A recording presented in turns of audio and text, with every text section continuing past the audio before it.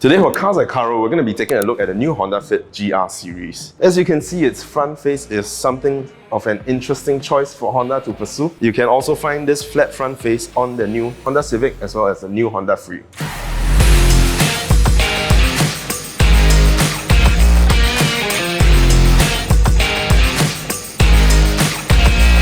This new look has been a point of contention for Honda lovers. Either you love it or you hate it. All across the GR generation, Fit loses the previous sharper, meaner edges for rounder, curvier things like its buggy-eye headlamp. On the front, you also get this kind of overbite, like a pug.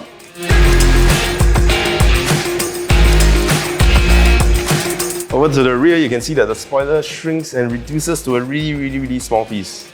It's still here, but just very tiny. You get a wider rear windscreen where the lights used to run along the side of the car. Also less chrome and gloss black plastic, so less aggressive, more futuristic and modern.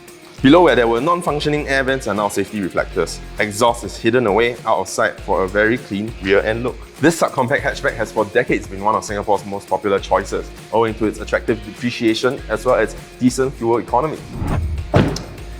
Now talking about attractive depreciation rates, this unit is actually going for about 8.3k. To find this unit and other similar models, go on to carro.sg where you can buy with peace of mind, owing to our 3-day return policy and 30-day wear and tear guarantee on all Assure Plus cars.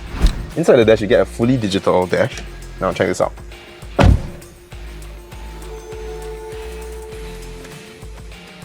Though this is a parallel import unit, so the dash is in fully Japanese, so if you don't read Nihongo, then sumimasen. The steering wheel is a two-spoke, two-tone design, so you can see it's very minimalistic and kind of like futuristic, and it looks like it's floating. And then the A-pillar becomes even more narrow for even greater field of vision while driving. Center console gets an upgrade with the infotainment unit display as well as new aircon vents. Now this is what I really like about the aircon cluster. You get analog dials with digital displays, so they look good, but you can still control them pretty easily. For the front passenger, you get an extra cubby space in addition to the glove box. And you also get a cup holder in front.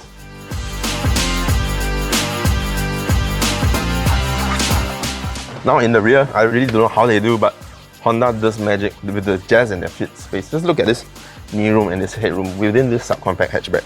But more than just that, nowadays most cars you get to knock down the seats in the rear.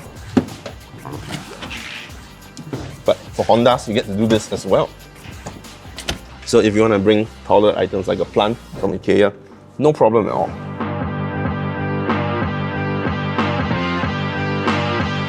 Now under the hood, this 1.3 litre engine doesn't deliver any impressive numbers, but it gets you where you need to be at a sensible fuel economy.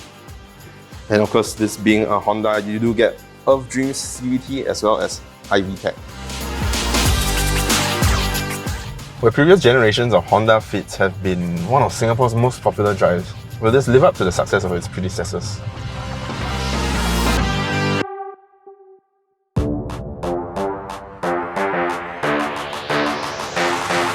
So to this day, multiple generations of Fit still ply the road, a testament to its appeal. But apart from its size and its affordability, what makes the Fit so popular? Well, let's find out.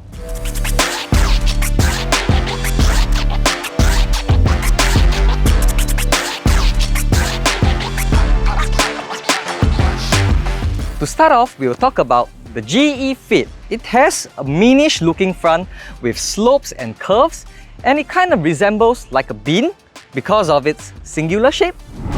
Comparing to the previous generation Fit, the GK Fit has sharper angles and edges. It has a more modern front grille with leaner and meaner headlights and a pointier front bumper. Now coming to the GP Fit, this is pretty much identical to the GK apart from this little hybrid badging on the side. Now, if you're looking for more details about these cars, log on to carro.sg where you can find full 360 degrees photographs of exterior and interior, so you will definitely know what you're getting with Carro. Every car from Carro comes with a 6-month engine and gearbox warranty, so you can ensure that you'll be driving off with peace of mind. So for this GE model, the rear lights are actually fitted at the side of the car, not taking up too much space, and the reverse and the signal lights are also perfectly fitted inside the rear lights. Rear lights are on the side of the GK, they creep up the side, but these are not actual functioning lights, they're just reflectors. So for the GP Hybrid, The rear tail light design is exactly the same as the GK, just that this part here is actually functioning. In the GE, you get orange speedometer and rev counter, but by today's standard will naturally look dated. With the GK, you will also get the analog speedo and rev counter along with a tiny LCD display telling you your fuel efficiency, your fuel level, and also the time. You also get a keyless entry and also eco mode for better fuel efficiency. The GP's dash gets a slight upgrade from all that hybrid jazz. Now you get a power and charge meter instead of your rev counter. So for the GE rear cabin, this is a subcompact hatch and the legroom is this much and the headroom is this much.